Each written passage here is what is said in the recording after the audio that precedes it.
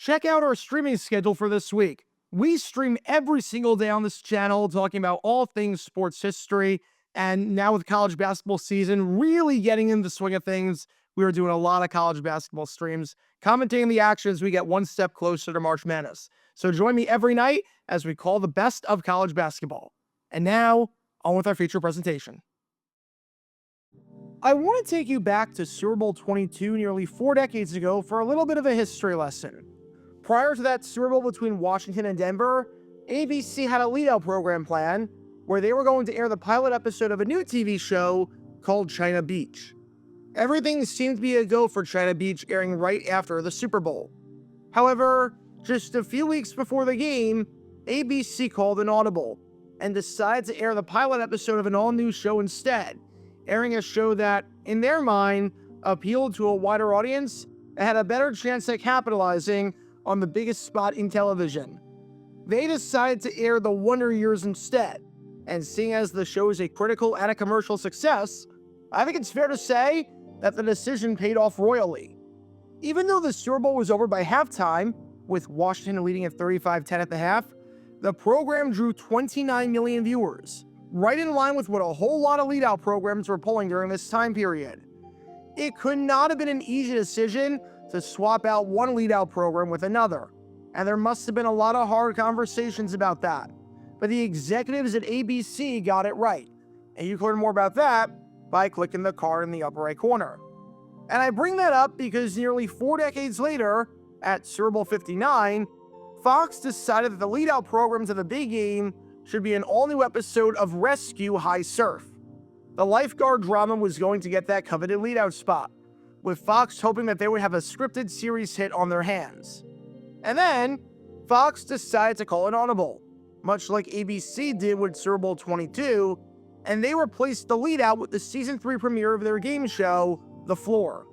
On paper, it made a ton of sense as to why they would do this. Rob Lowe is the host of the show, and he's a star. You've got that built-in celebrity factor that the average American knows. The Floor is way more family-friendly and appeals to a larger and a wider demographic. Whereas Rescue High Surf would be in the middle of the season and not a pilot episode, so it's tough to connect with the characters if you aren't already familiar with the show, The Floor is super easy to pick up. The Floor had higher ratings throughout the fall than Rescue High Surf, which, at the time the decision was made, saw its ratings decline for each episode, and the show could even be on the verge of cancellation. And The Floor passes the over-the-shoulder test, as it's a show that you don't even need audio to watch. You just glance at the television or your screen, and you start playing along.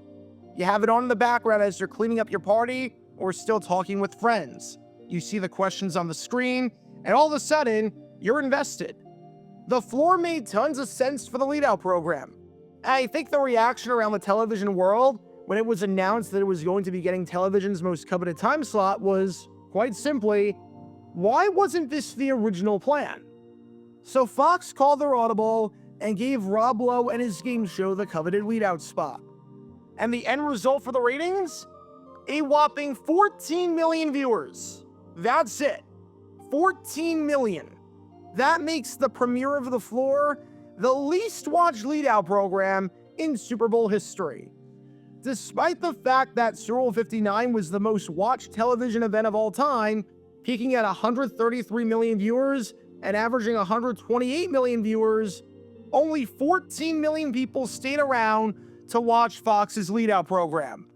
This means that not even 11% of the audience stayed over, with Fox losing 89% of its audience from the Super Bowl to The Floor, shattering the record for biggest drop-off and being a record that, quite honestly, I'm not sure will ever be topped, at least for a while, seeing as NBC will likely do some Olympics coverage for Super Bowl 60, and ABC, if they're smart, will do an episode of The Bachelor for Super Bowl 61. And that'll get way more than 14 million and 11% audience retention, I can promise you that.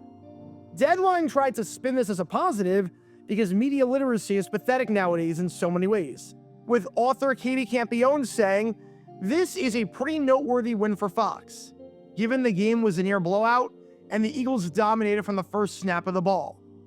A pretty noteworthy win? I'm sorry, what? They had literally the worst Super Bowl leadout audience of all time. How is that a win? How is being at the bottom a win? How is being 60th out of 60 programs all time, seeing as Super Bowl I was televised on 2 networks, a win? How is losing 89% of your audience a win?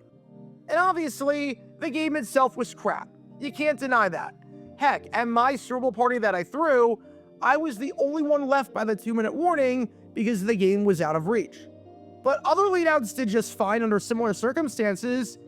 The Equalizer on CBS drew over 20 million viewers for their pilot episode at Super Bowl 55, a game that averaged 95 million viewers and a game that ended in a 34-9 blowout. The leadout program at Super Bowl 48 on Fox was New Girl, and that drew over 26 million viewers despite the fact that the game ended 43-8.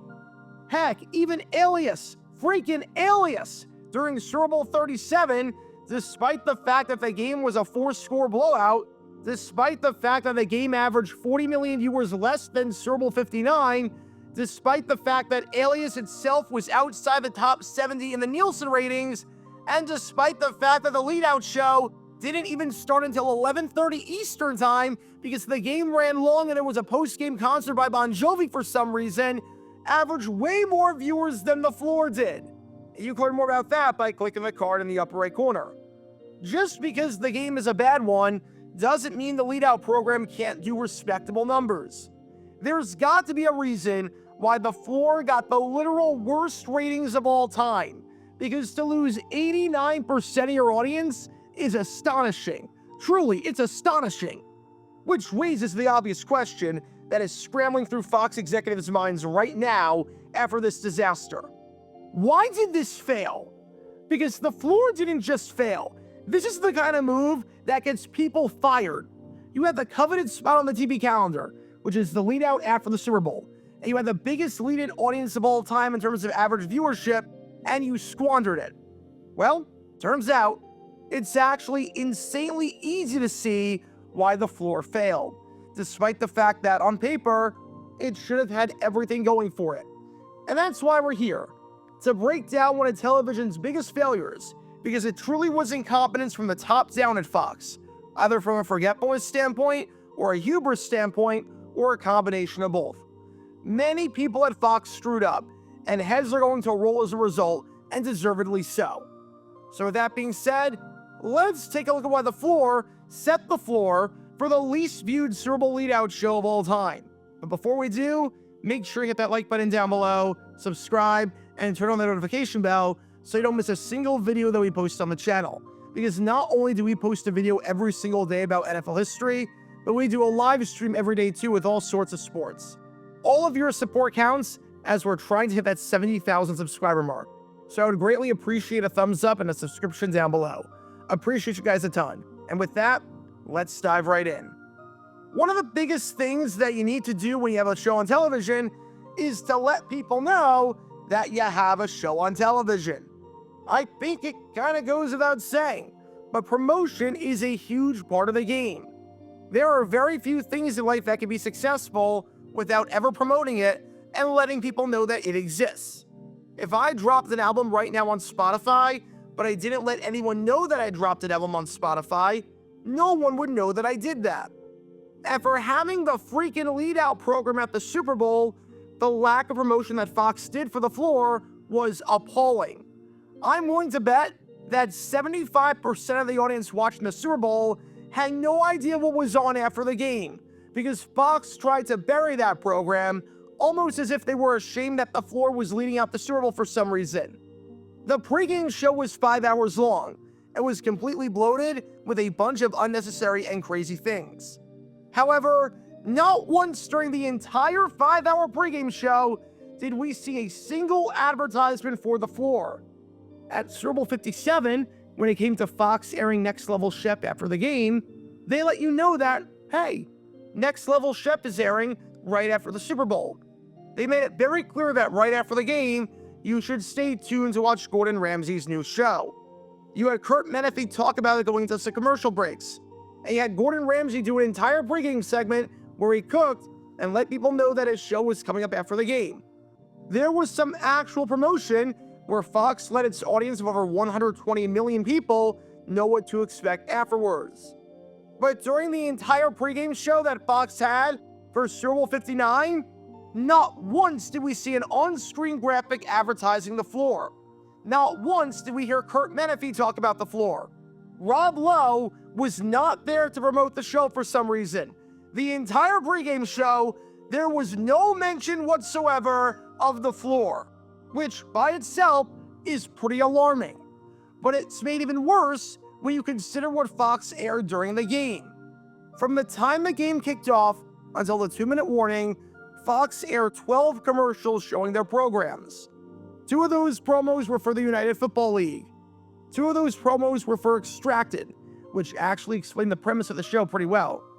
You had a couple of promos for the Daytona 500 and their IndyCar coverage, and some promos for the Saints on Fox Nation. The Masked Singer, Rescue High Surf, they also got promos as well. You know how many promos Fox aired for the floor from the time the game kicked off until the 2-minute warning? One promotion. That was it. One bumper was all they ran, and this was the ad they ran. Let's go! The Floor premieres tonight after the Super Bowl on Fox. It's a 5-second promo that shows you literally nothing. It shows you no gameplay. It gives you no idea what the show is about.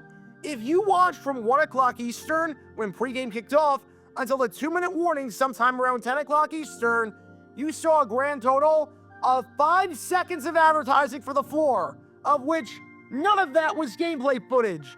5 seconds in roughly 9.5 hours. It's kind of impressive how Fox buried their own show. This was self-sabotage in so many ways. A giant, colossal, unforced error on their end. I guarantee you that the ratings would have gone up substantially if they actually promoted the thing. Because like I said, the show is the perfect one in theory for a lead out, because you don't even need audio to watch it. If you had Rob Lowe in New Orleans and you had him play a round of the floor with 2 of the guys on the Fox panel, and you show people how competitive and how much fun the game can be, you're set. You could have done NFL logos and even thrown in some throwback logos. You could have done Super Bowl MVPs. You could have done Super Bowl stadiums, NFL MVPs, Hall of Famers. The possibilities are endless. There were so many easy ways to integrate the floor into some Super Bowl pregame coverage that were not done. And then, during the game, more than one 5-second ad would have been nice. There were multiple times during the game where you saw the coming up next graphic, and there was not one mention of the floor during it, even as we were nearing the end of the game. There was not one bumper read like you see with CBS on their broadcasts with 60 Minutes. You never heard Kevin Burkhardt utter the words of the show during the game, to the point where most people who had their TV on after the Super Bowl to watch this show were doing so by complete accident because they had no idea the show was on. Just the bare minimum was all it took. Literally, if Fox did the bare minimum, ratings would have gone up. I guess Fox established with this, what's the absolute floor for ratings if we do nothing to promote the fact that our product exists after the Super Bowl? Well, we found it. We freaking found it. However, let's say people kept their TVs on, or by some miracle, knew that this show was actually taking place. By some stroke of luck, a good amount of people actually knew that the floor was leading out from the Super Bowl, and knew it before the postgame show took place. Well, when you're trying to attract a new audience, you need a good hook. You need a good first impression.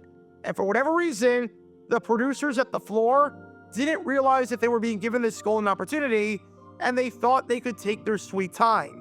Spoiler alert, you can't do that. You need to entice viewers right away. We got 3 pre-taped interviews with people in the first 2 minutes, even though, number 1, we have no connection to these people whatsoever, and number 2, based on the rules of the game, we might not even see these people for weeks on end, since every battle is 1v1, and there's 100 people, and it's completely random. Again, part of the beauty of the floor is that it's a game show much like Jeopardy and Wheel of Fortune that passes the over-the-shoulder test, where you don't need the audio to be engaged, and you can play along at home. And to not capitalize on that right away was a mistake. These interviews were pointless. Then, we got some more small talk with the contestants before we finally got into the first round a whopping 5 minutes into the show. 5 minutes is an eternity in television. You can't keep people waiting that long, especially seeing as we didn't even know the rules of this thing. I want to show you how the first episode of Season 2 started, just for some comparison. I'm Rob Lowe, and this is The Floor. There are now 100 players on the floor, armed with their own area of expertise. My category is pizza toppings. My category is national parks. Disney characters. The game is simple. When a player is selected, they challenge their neighbor in their expert category. It's time! Baseball logos, come on up! And go head-to-head in a timed duel. Die Hard. Nachos. Wheatgrass. Pass. A perfect game! Oh my God. That was unbelievable! That was the best battle that we have ever seen on the floor. Oh my God! The winner takes their opponent's turn. Let's light up the floor! You just set the world on fire. Yeah! The loser goes home. Pass. In the first 30 seconds, we understand the premise of the game and how it's played. In the Season 3 premiere, with an audience that is made up largely of people who have never seen the show before, we started off like this. The Super Bowl may be over, but you've got to keep your head in the game. An all-new season starts now. 100 trivia experts competing in a timed game of addictive play-along. Iron Man. Bunny. LeBron James. That was crazy. The last player standing will walk away with $250,000. I'm Rob Lowe, and this is The Floor. Welcome to a brand new season of The Floor. With Season 3, the competition has never been stronger. The categories have never been more difficult. You guys are bringing a ton of energy, and I'm here for it. When I win the $250,000, I'm gonna buy my grandma a house in Florida. She deserves one. I'm here because I love competing. Also, I'm a multi-day Jeopardy champion, and I think that'll definitely instill a little fear, which is a good thing.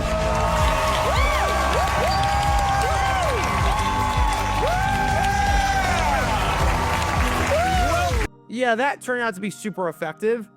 You have to understand when it comes to people trying new things and giving new shows a chance, people are dumb and people have short attention spans. We have no idea in Season 3 how the game is played. Lowe at one point says, you know how this works, even though we, at home, literally don't, because you never explain the rules, and most of us are watching this for the first time. Bigger and better and tougher than ever means nothing when we don't even have a baseline, because again, you have to appeal to your audience. Just like a professor talks differently to an intro class versus an advanced class, because the baseline is different, you need to recognize, hey, this is the Super Bowl lead-out spot, and we might need to do things differently because our audience is made up of newbies. And for some reason, Fox didn't do it. The show had no initial hook, and you were left confused for the first 5 minutes until gameplay started, and Rob Lowe explained the rules about how this worked. And by that point, a lot of people probably turned off their TVs. And it truly is a shame because, like I said, Fox made the right call on paper, switching from their surf drama that was doing poorly in the ratings to this game show that should have pulled in good numbers. It had everything going for it. You can't blame the game being bad for the poor ratings when other Super Bowls that were just as bad drew way better numbers, and when you've never had a higher average audience than this. Fox refused to promote the show. They refused to let people know it was happening. And then, once it did happen, the hook for the first 5 minutes was so bad and the pacing was so slow that it probably turned a lot of people off. If Fox promoted the thing, then started Season 3 the same way they started Season 2 with that video about how the game works, and then Rob Lowe said, welcome to The Floor. We've got an all-new season for you and 100 contestants ready to duke it out. And we'll get to know more about them in just a bit, but let's get right into the game. Randomizer, activate the floor. And then the game starts. The ratings would have been substantially higher, and Fox wouldn't have, quite literally, one of the biggest ratings disasters in TV history. If Fox was looking for that post-Super Bowl bump, they did not get it. nor did they deserve it with the lack of effort they put into everything about this. Rob Lowe not being in New Orleans to promote the show was embarrassing. No pregame coverage of the show was embarrassing.